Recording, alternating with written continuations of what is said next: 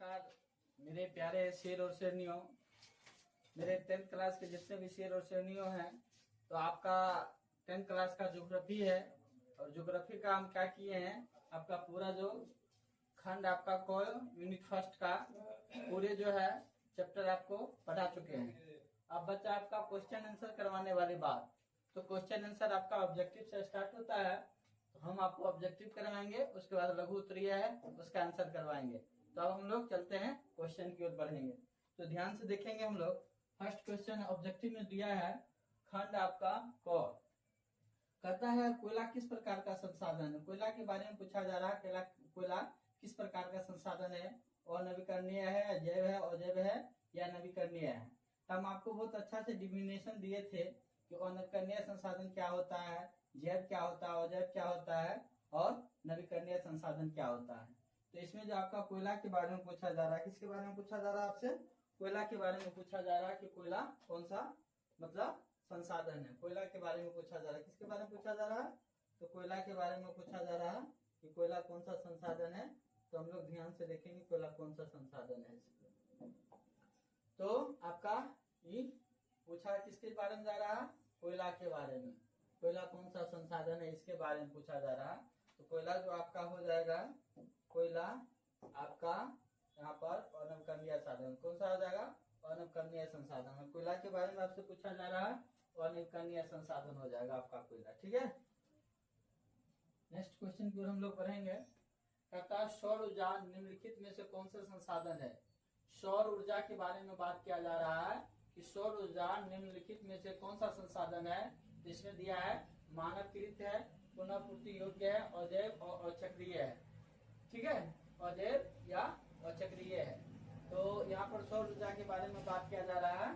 तो आपका जो सौर ऊर्जा है वो आपका पुनः पूर्ति योग्य है, मतलब दो पुनः पूर्ति योग्य। इसका आंसर क्या हो जाएगा आपका, पुनः पूर्ति योग्य हो जाएगा। तो सौर ऊर्जा निम्नलिखित में कौन सा संसाधन है, आपका पुनः पूर्ति योग्य है। ठीक है, इस प्रकार से हम लोग आंसर करते जाएंगे। आप लोगों को टेलीग्राम चैनल पर भेज दिया जाएगा, वहां से आराम से इसका कर लीजिएगा। तटरेखा से कहता है कि तटरेखा से कितने किलोमीटर क्षेत्र सीमा अपवर्जक आर्थिक क्षेत्र कहलाता है। ये जो आपका दिया हुआ है अपवर्जक आर्थिक क्षेत्र, याद रखिएगा अपवर्जक आर्थिक क्षेत्र जो इसमें आंसर करेंगे वो भी बोला जाता है। कहने का मतलब कि कितना किलोमीटर मतलब किलोमीटर जो है कहने का, तटरेखा से कितने किलोमीटर दूरी को अपवर्जक आर्थिक क्षेत्र बोला जाता है। तो यहाँ आप 200 एनएम में आ जाइए या जिसमें आ जाइए, दोनों आंसर आपका हो जाएगा। करने का मतलब 200 हो जाएगा, 200 एनएम। इसका आंसर जो हो जाएगा आपका 200 एनएम, याद रखिएगा। ठीक है, 200 किलोमीटर के समथिंग में हो जाता है। नेक्स्ट हम लोग क्वेश्चन की ओर बढ़ेंगे। उसके बाद दिया हुआ आपका डाकू की अर्थव्यवस्था का संबंध है, यानी डाकू की अर्थव्यवस्था का संबंध क्या है। यहाँ बात क्या कह रहा है डाकू की अर्थव्यवस्था से। किसका बात है, डाकू की अर्थव्यवस्था से। संसाधन का संग्रहण से है, संसाधनों के अनियोजित विदोहन से है, संसाधनों के नियोजित विदोहन से है, इनमें से कोई नहीं है। तो इसका जो आंसर हो जाएगा डाकू की अर्थव्यवस्था का संबंध है, आपका क्वेश्चन का जो आंसर आपका हो जाएगा आपका बी हो जाएगा। ठीक है ना, क्या हो जाएगा आंसर आपका बी हो जाएगा। डाकू की अर्थव्यवस्था का जो संबंध है संसाधनों के अनियोजित विदोहन से है। हम लोग आगे बढ़ेंगे। ठीक है, उसके बाद है समुद्री सीमा में राजनीतिक सीमा से कितने किलोमीटर क्षेत्र तक राष्ट्रीय संपदा निहित होती है। मतलब समुद्री क्षेत्र में जो राजनीतिक सीमा से कितने किलोमीटर क्षेत्र तक आपका राष्ट्रीय संपदा निहित होती है, यानी देश की जो संपत्ति होती है, संपदा होती है, खनिज पदार्थ होती है, तो कितना किलोमीटर तक निहित होती है, मतलब कि पकड़ होती है। तो आपका आंसर आपका हो जाएगा, आंसर आपका 5 का बी हो जाएगा, 19.2 किलोमीटर। इस प्रकार का खंड क का यूनिट फर्स्ट में ज्योग्राफी का जो संसाधन का चैप्टर है, संसाधन और उसका उपयोगिता का, तो आपका 5 का 5 ऑब्जेक्टिव था, उस सबका आंसर करवा चुके हैं। ठीक है ना, नेक्स्ट हम लोग आगे बढ़ेंगे। ठीक है, इसमें बहुत सारा आपका ये तो क्वेश्चन आंसर है। लघुत्तरीय, लघुत्तरीय से पहले भी स्मॉल इज ब्यूटीफुल जो पुस्तक है उसको भी हम लेके आएंगे, एक दिन करवाएंगे। स्मॉल इज ब्यूटीफुल, संसाधन होते नहीं बनते हैं, डेवलपमेंट। और उसके बाद स्मॉल इज ब्यूटीफुल जो शमशेर का है उसका, मतलब संसाधन पेट भरने के लिए होना चाहिए, पेटी भरने के लिए नहीं होनी चाहिए। ये सब भी जो ऑब्जेक्टिव है। उसके बाद आपका पहला पृथ्वी सम्मेलन, द्वितीय पृथ्वी सम्मेलन, तृतीय पृथ्वी सम्मेलन कब हुआ था वो भी लेके आएंगे। मतलब हम इसलिए बोल रहे हैं कि आपको बार बार हम जो इस बुक का जो कहने का मतलब संसाधन की उपयोगिता का जो चैप्टर है, बार बार इसलिए बोल रहे हैं कि आप लोग जब क्लास देखिएगा तो आपको याद हो जाए। क्योंकि कम समय में मुश्किल से आप लोग 10 से 15 मिनट टाइम दीजिएगा, आपको जो भी पढ़ाया जाएगा मेन पॉइंट ही बोला जाएगा और वो आपको याद हो जाएगा। जैसे अगर मान चलिए प्रथम अगर पृथ्वी सम्मेलन की बात किया जाए तो आपका 1992 हो जाता है। द्वितीय पृथ्वी सम्मेलन का बात किया जाए तो 1997 हो जाता है। तृतीय पृथ्वी सम्मेलन का बात किया जाए तो आपका मान चलिए 2002 हो जाता है। तो मेरा कहने का मतलब है, हाँ, द्वितीय सम्मेलन को प्लस 5 सम्मेलन नहीं कहा जाता। क्यों कहा जाता है? क्योंकि 5 वर्षों के बाद हुआ था। तो सारा चीज हम पढ़ा चुके हैं, लेकिन बार बार उसी बात को इसलिए बोल रहे हैं ताकि आप लोग को जो भी वीडियो देखिएगा उसका लाभ मिलेगा आपको। तो ठीक है, नेक्स्ट हम लोग कर चलते हैं आपको लघु उत्तरीय प्रश्न की ओर। ठीक है ना। संसाधन को परिभाषित करें। संसाधन को परिभाषित करने की बात किया जा रहा है, यानी संसाधन को डिफिनेशन देने की बात किया जा रहा है। संसाधन, हम किसके बारे में बात कर रहे हैं? संसाधन। क्योंकि मेरा लघु उत्तरीय में पहला प्रश्न बनता है कि संसाधन को परिभाषित करे। तो कहता है संसाधन का मतलब, यानी कि संसाधन का जो अर्थ होता है या हमारे आसपास की वह हर चीज, मतलब संसाधन का मतलब या अर्थ होता है कि हमारे आसपास की वह हर चीज जिसका इस्तेमाल हम अपनी जरूरतों को पूरा करने के लिए कर सकते हैं, संसाधन मतलब कि संसाधन कहलाते हैं। ये संसाधन आपका भौतिक और जैविक दोनों तरह के हो सकते हैं।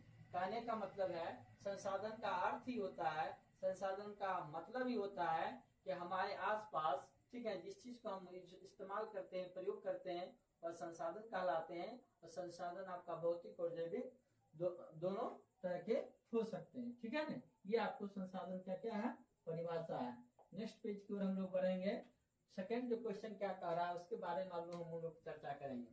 सेकंड जो क्वेश्चन है आपका कहता है, बहुत अच्छा है, कभी भी एग्जाम में ना आपका होता क्या है, अंतर ज्यादा ही पूछा जाता है। अंतर ज्यादा ही पूछा जाता है, तो अंतर को आप लोग दिमाग में सेट करके चलिए कि अंतर वाला को हम ज्यादा याद रखें। आपका यहाँ पर दिया है संभावी और संचित। क्या दिया हुआ? संभावी एवं संचित कोश संसाधन में अंतर स्पष्ट कीजिए। तो संभावी एवं संचित जो कोश संसाधन में अंतर स्पष्ट कीजिए, तो हम आपको बताएंगे संभावी संसाधन क्या होता है और संचित कोश क्या होता है। दोनों के बारे में इसमें आंसर होगा। ठीक है, दोनों की चर्चा हो जाएगा। संभावी का भी चर्चा होगा और संचित कोश का भी। मतलब क्या, संभावी संसाधन क्या है और संचित कोश संसाधन क्या है, दोनों के बारे में इसमें आपका व्याख्या किया जाएगा, चर्चा किया जाएगा। तो देखिए हम लोग आप बात करेंगे संभावी संसाधन के बारे में। कहता है संभावी संसाधन वे संसाधन होते हैं, भाषा है, संभावी संसाधन वे संसाधन होते हैं जिनका भविष्य में इस्तेमाल किया जा सकता है। सीधी सा संभावी का मतलब कि संभावना को व्यक्त करना। सीधा बात समझे, संभावी का मतलब संभावना को व्यक्त करना। तो संभावी संभावना जिसे हम भविष्य में इस्तेमाल किया जा सकता है उसे हम संभावी संसाधन कह सकते हैं। उसके बाद आपका आता है संचित कोश संसाधन। अब इतना तो आपका ऐसे ही भाषा ही है। संचित कोश संसाधन अगर बात किया जाए तो ऐसे संसाधन होते हैं जिनका इस्तेमाल अभी किया जा सकता है। अभी का मतलब वर्तमान समय में किया जा सकता है, अभी किया जा सकता है, तो आपका संचित कोश संसाधन है। ठीक है, तो संचित कोश संसाधन होते हैं जिनका इस्तेमाल अभी किया जा सकता है।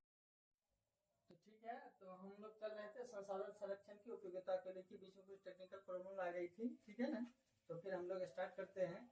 नेक्स्ट कह रहा है कि संसाधन संरक्षण की उपयोगिता को लिखिए। तो संसाधन संरक्षण उपयोगिता कई तरह के होते हैं। पर्यावरण संरक्षण की बात किया जाए तो प्रदूषण कम करता है, जैव विविधता को बनाए रखने में मदद करता है और पारिस्थितिक तंत्र को संरक्षित रखता है। 3 पॉइंट बनता है। एक तो क्या करता है कि प्रदूषण कम करता है, जैव विविधता को बनाए रखने में मदद करता है और पारिस्थितिक जो तंत्र होती है उसको संरक्षित करता है। आर्थिक विकास, संसाधनों का अगर विवेकपूर्ण, अगर संसाधनों को विवेकपूर्ण ढंग से, संसाधनों का अगर विवेकपूर्ण ढंग से अगर उपयोग किया जाता है तो आर्थिक विकास होता है। क्या होता है? आर्थिक विकास होता है, अगर संसाधनों को विवेकपूर्ण ढंग से उपयोग किया जाता है। तो इसलिए याद रखिएगा, संसाधन जब भी होता है तो अपने विवेक से उसको प्रयोग करना चाहिए, जिससे क्या होता है? विकास होता है। उसके बाद है आने वाले पीढ़ियों के लिए संसाधन संरक्षण होता है।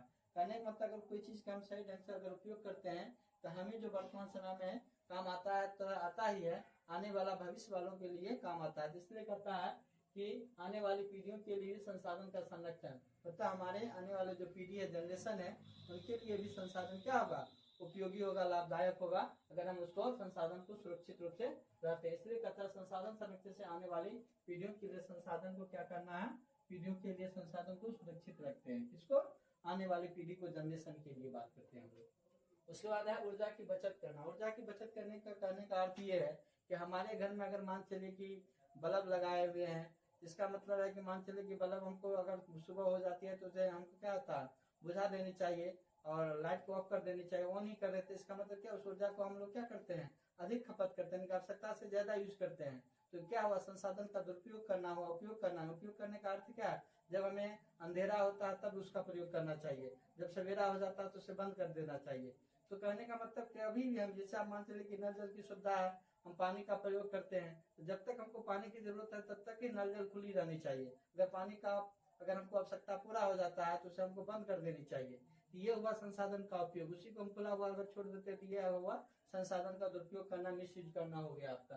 ठीक है, वही करता है ऊर्जा की बचत की बात कर रहा है कि संसाधन संरक्षण से ऊर्जा की बचत होती है। अगर इसके संसाधन को अगर संरक्षण दिया जाए, यानी बचत किया जाए, यानी संरक्षण या बचत किया जाए, तो ऊर्जा का भी क्या होगा, उसकी बचत हो सकता है। क्या होता है, बचत होती है। इम्पोर्टेंट है, मतलब आपको जो डिफिनेशन या बातों को रखना है, मेन पॉइंट ऊर्जा की बचत रखे, तो उसी के साथ संरक्षण या ऊर्जा की बचत होती है। संसाधन संरक्षण से ऊर्जा की क्या होती है, बचत होती है। उसके बाद आता है जलवायु परिवर्तन को कम करना। ठीक है ना, जलवायु परिवर्तन को क्या होता है, कम करना होता है। ठीक है ना। उसके बाद संसाधन संरक्षण से जलवायु परिवर्तन कम होता है। अगर हम संसाधन को संरक्षण करते हैं, संसाधन का बचाव करते हैं, तो जलवायु के परिवर्तन जो होता है उसमें भी क्या होता है, बचाव होता है। क्या होता है, परिवर्तन में क्या होता है, बचाव होता है। जैसे कि मान लीजिए संसाधन का उपयोग का अर्थ ऐसे समझिए, अगर हम अपने आवश्यकता के लिए पेड़ों को अगर अधिक से अधिक कटाई करें तो क्या होगा, पर्यावरण पर उसका दुष्प्रभाव पड़ेगा, उसको नुकसान पहुंचेगा। उसी में मान के चले कि कहने का अर्थ है कि अगर हम कोई पेड़ काटते हैं तो मेरा फर्ज बनता है कि दूसरा पेड़ लगावे, तभी हम पहला पेड़ काटे। इसका अर्थ ये है कि जलवायु परिवर्तन कम होता है। अगर हम मान चलिए उसका बचाव करते हैं तो जलवायु का परिवर्तन क्या होगा, जैसे कि अभी का मान चलिए, अभी का वर्तमान मौसम देखिए, टेम्परेचर ज्यादा होते जा रहा, पहले इतना टेम्परेचर था नहीं। इसका मतलब कहीं ना कहीं हम लोग क्या किए, पर्यावरण के साथ दुष्प्रभाव किए हैं, गलत किए हैं। जो मौसम में क्या हुआ है, बदलाव हुआ है, जलवायु में क्या हुआ, बदलाव होके आया है।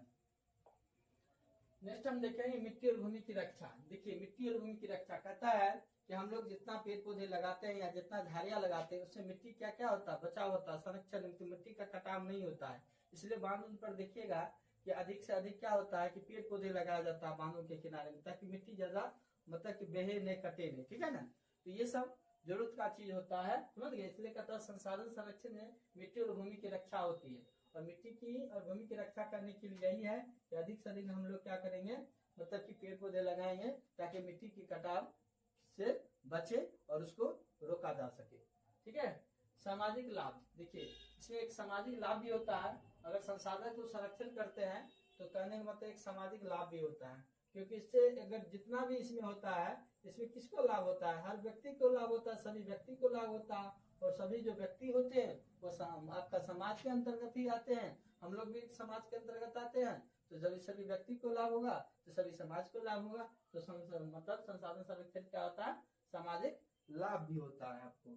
ठीक है, नेक्स्ट बढ़ेंगे हम लोग। इसके बाद आपका है क्वेश्चन नंबर आपका 4। ठीक है ना, इसका आंसर करवा रहे हैं आप लोगों को, ध्यान से देखिएगा।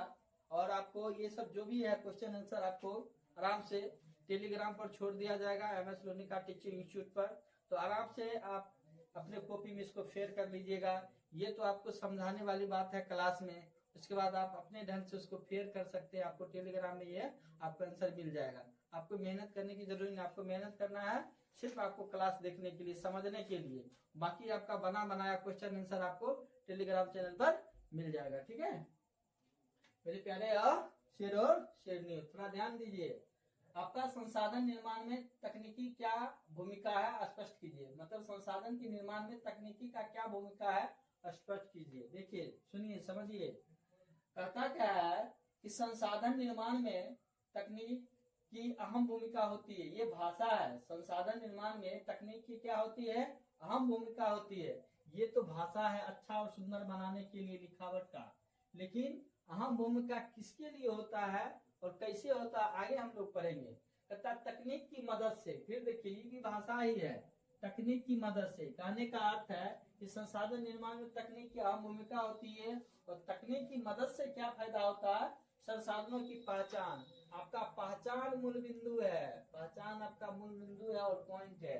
बाकी अगर संसाधन निर्माण में तो आपका क्वेश्चन दिया है, संसाधन निर्माण में तकनीक आपका क्वेश्चन में दिया है कि अहम भूमिका, ये आपका एक पॉइंट हुआ लिखने का, इतना ही।